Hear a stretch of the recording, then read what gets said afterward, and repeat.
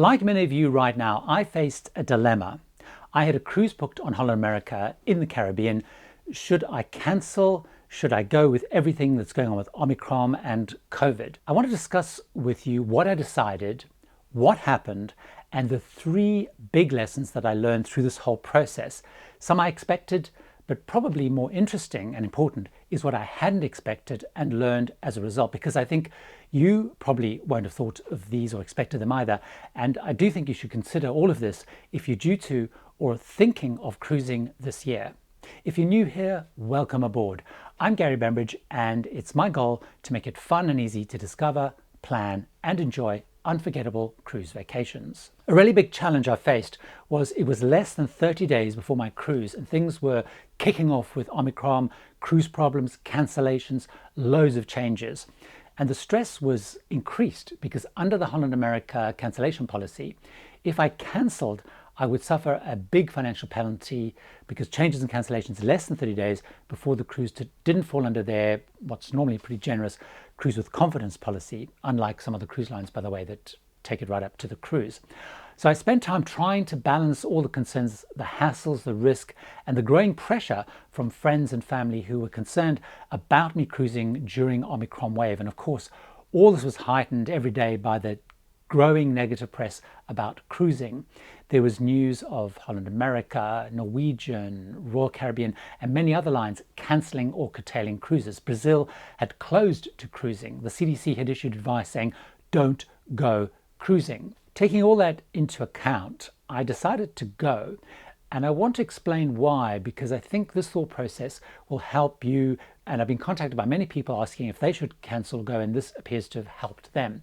First of all, I am vaccinated and I've already actually had my second booster. So my belief is that while I, of course, could still catch it, there's a much reduced chance of getting particularly ill and certainly ending up in hospital. And part of me said the reason for getting vaccinated was to be able to get out into the world again, and so I should embrace that. Secondly, I'm definitely, absolutely not one of those that believe or argue that going on a cruise ship is safer than, say, going to my local supermarket and other random comparisons that I see people making. I don't buy into that thinking at all.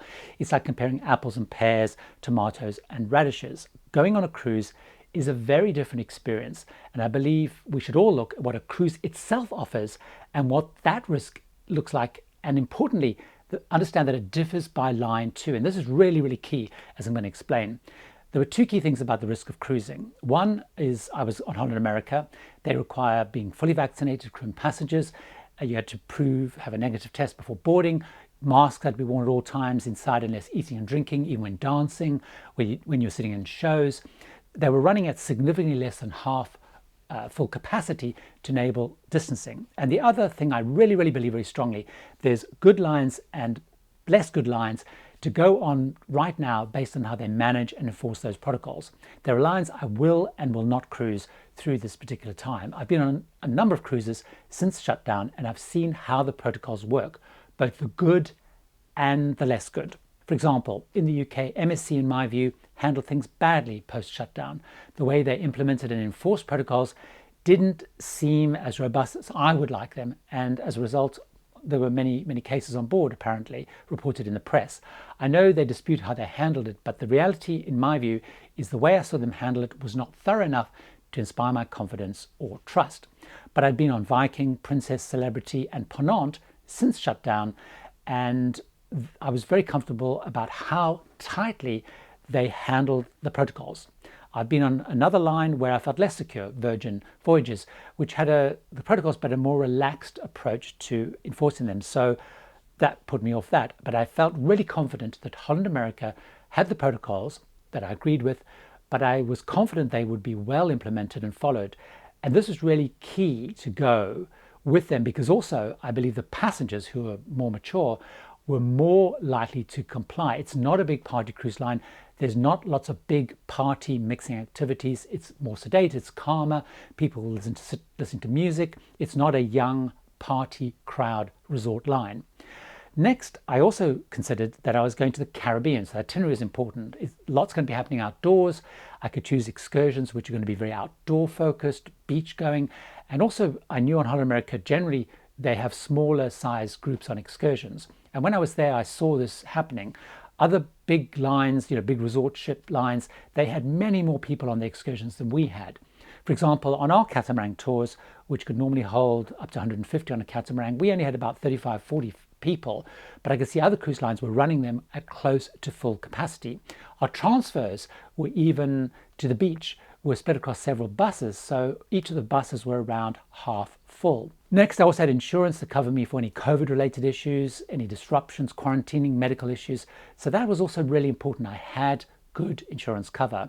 I then went out of my way to understand the policy around what the quarantining and isolation would be on the cruise, or if I tested positive at the end of the cruise.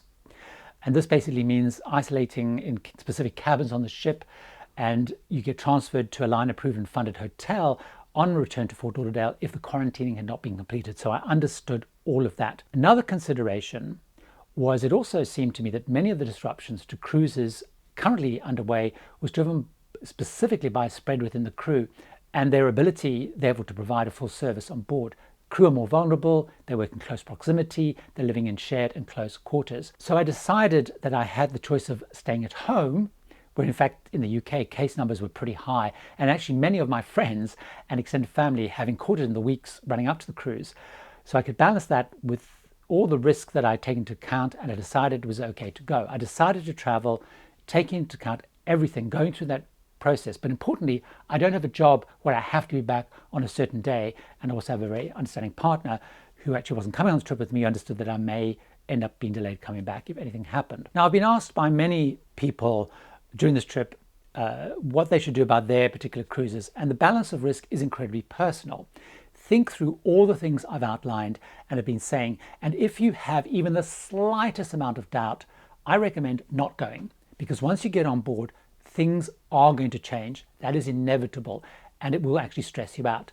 The actual experience is going to change. That was something I expected and something I discovered, as I will explain, because it brings more issues for you to understand. The big question, as I set off on this trip, was it going to be a great experience, even though I understood the risks? And would it still match in terms of enjoyment my last Caribbean cruise, which was at the end of 2019 on Oceania? I went in expecting itinerary changes, onboard changes, limits in port, and that things would change all the time and that I had to be flexible. And all of those things happened. And it was, I'll admit, a little bit stressful at the beginning of the cruise, not knowing what was and wasn't going to happen. We had itinerary changes. Martinique was changed to St. Vincent, and then it was finally changed to Grenada, for example. We had a last-minute change towards the end of the cruise when St. Thomas wouldn't allow us to actually come in, presumably because we'd hit that magic cutoff point of 1% of the total population on board having COVID cases. Caribbean islands, once you hit 1% of combined passengers and crew with COVID, they will not let you into the port. Really important to understand that. In most ports, we faced limits. In St. Lucia, Grenada, and Barbados, we could only go on cruise line excursions or in government-approved taxis to a short list of approved places, which were mostly beaches. We had to wear masks in port in most cases, except at the beach. We had our temperature checked. We couldn't leave the excursion for any reason, for example. Now, this was fine with me because I wanted to enjoy the sun, the sea, and the sand. That's why I came on the trip. It was pretty sad, though, by the way, seeing the impact on the ports. And in some ways, I was glad I'd gone because I saw shops suffering, tour guides suffering, just from the lack of visitors, and so at least my custom could help just a small bit. On board, I also saw changes. Some activities were not running at all, like pool parties, cocktail parties, where there would be groups of mingling passengers. For example, they weren't happening. Some of the training sessions on computers weren't happening. There was only one show time in the evening. There were sudden changes to the itinerary when, for example, the B.B. King's band disappeared after a couple of nights. I don't know, but I'm assuming they perhaps got COVID, so they were kind of cancelled for a while until they brought on a replacement band. There were definitely fewer activities, and some people said to me that there wasn't the same buzz and choice of activity they would normally have wanted. So that's something to bear in mind. Now, I'm fine with that because I tend to occupy myself. I don't do lots of activities necessarily, but it was definitely a lower key atmosphere on board.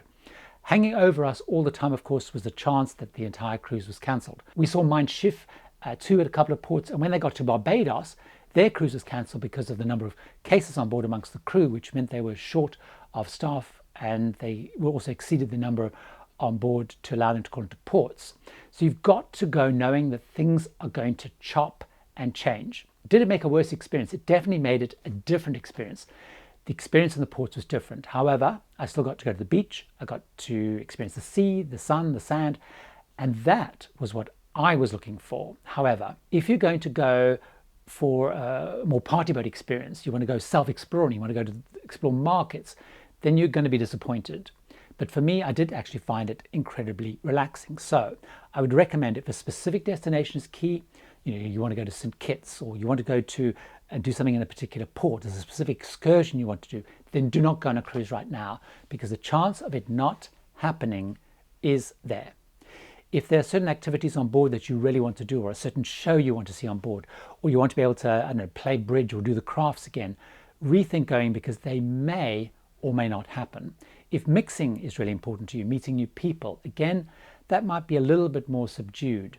If you want an experience like you used to have, then going now and for a while, it's not going to be quite as you would expect. And that's really important to understand. For me, I was happy. I got what I wanted, which was to get away, to have that sun, sea and sand I keep talking about.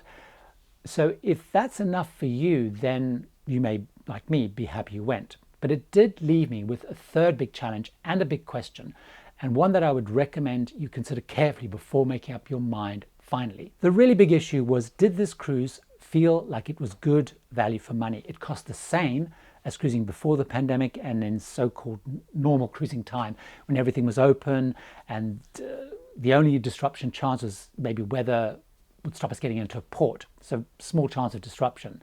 I got what I wanted: to get away, get some rest, escape European winter. I wasn't looking for big, high energy stuff on the ship. I got great service because we had about 30-40% capacity. I got to know the crew much more. I got to eat good food. I got to see beautiful sunsets at sea. I got to be at sea. I got to enjoy a great cabin that I'm in now. I felt I got good value. However, I can see why many people wouldn't feel they had. There was no discount offered for what we were missing. That's important to understand. If you're thinking of a once-in-a-lifetime cruise, or the cruise is your only vacation this year, stop and think very carefully before you decide to go. You're going to get many of the great things of cruising, but it's going to be a different and a more uncertain experience. And you need to be prepared to be flexible and roll with the way things play out. You need to understand you could find yourself isolated if you test positive, or quarantined if a close contact, and you need to be comfortable with that. Was I pleased I came? Absolutely. Would I do it again? Absolutely. In fact, at the time of recording this, towards the end of the cruise, I'm actually home for just a week, and then I'm due to cruise again in the Caribbean on a Panama Canal cruise on Oceania, and my plan is to still do that trip. If this has helped or given you something to think about, why not watch this video where I discuss in more detail what it is like cruising with the protocols in much more detail, including if masks get in the way more than you may expect. See you over there.